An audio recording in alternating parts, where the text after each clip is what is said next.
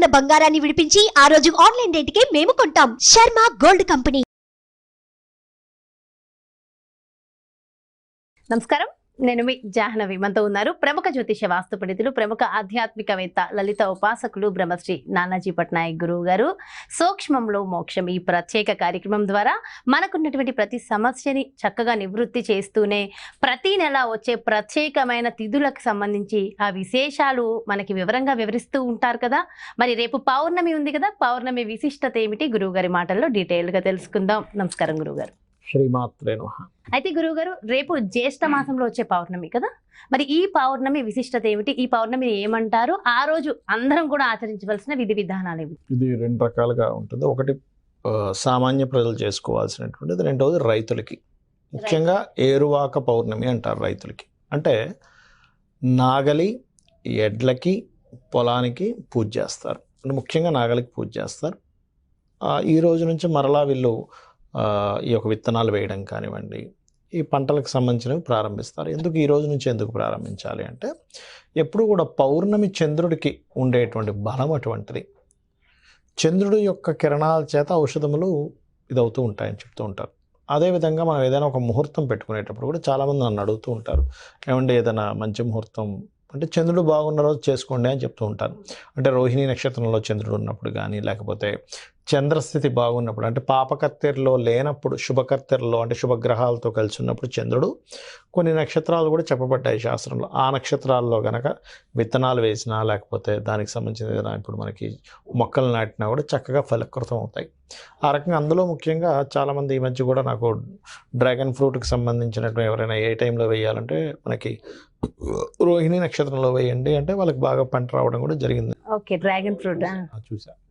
కాబట్టి అన్నము, పాలు, ఆ యొక్క బెల్లము కలిపినటువంటి పదార్థాన్ని అమ్మవారికి నైవేద్యంగా పెట్టి గోవులకు తినిపించడము రైతులు కూడా తీసుకుంటుంటారు. ఇప్పుడు మరి కొంతమంది సాంప్రదాయాన్ని పాటిస్తున్నారు, కొంతమంది పాటించట్లేదు. కాకపోతే ఏంటంటే ఈ జ్యేష్ఠ నక్షత్రం రోజు వచ్చేటువంటి ఈ యొక్క పౌర్ణమి దారిద్ర్యాన్ని తొలగించే పౌర్ణమి అంటారు. ఈ దారిద్ర్యాన్ని తొలగించేటువంటి సర్వసాధారణంగా రైతులు ఎప్పుడు కూడా ఏదో ఒక ప్రాబ్లం పడుతూ ఉంటారు, అందుకని ఇది చేస్తారు. ఇక సామాన్య ప్రజలు ఈరోజు చేసుకోవాల్సింది ఏమిటి అంటే, ఇది ఈ పౌర్ణమి ఎలా వచ్చిందంటే శుక్రవారం పూట రాత్రి ఉంది, శనివారం పూట ఉదయం పౌర్ణమి తిథికి ఉంది. కాబట్టి శుక్ర శని 2 రోజులు చేసుకోవచ్చు.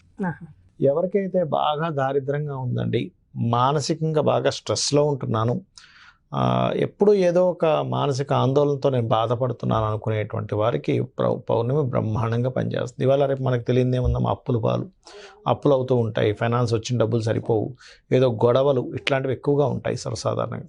వాటన్నిటికీ కూడా ఈ పౌర్ణమి చేయడం ద్వారా చాలా మటుకు రిలీఫ్ రావడంతో పాటు మానసిక శక్తి అనేటువంటిది పెరుగుతుంది.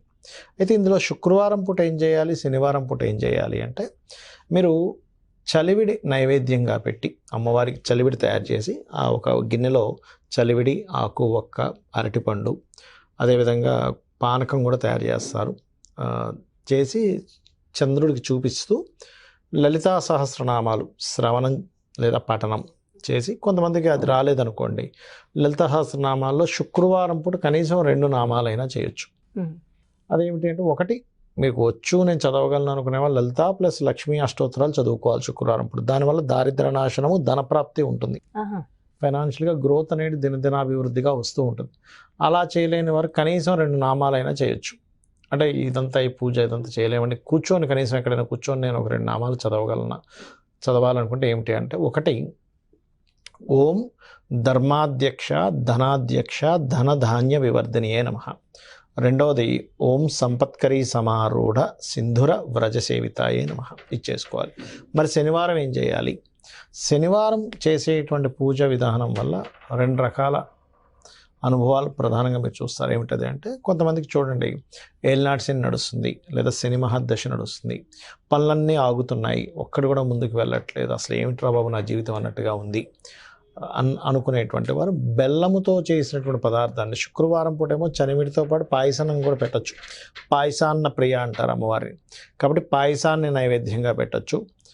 మన ఈ యొక్క శనివారం నాడు గూడాన్నము అంటే బెల్లము కలిపినటువంటి అన్నంతో తయారు చేసినటువంటి ప్రసాదాన్ని అమ్మవారికి సమర్పిస్తూ ఆ రోజు ఎవరైతే ఓం అనాకలిత సాదృశ్య చుబుకశ్రీ విరాజితాయే నమః.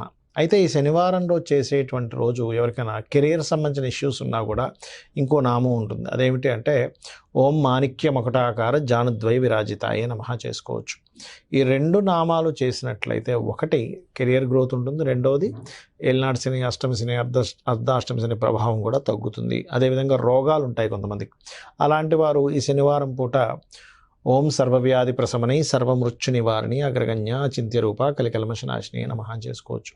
అయితే అమ్మవారి నామాలతో పాటు ఇంకొంతమందికి కోరికలు ఉంటాయి.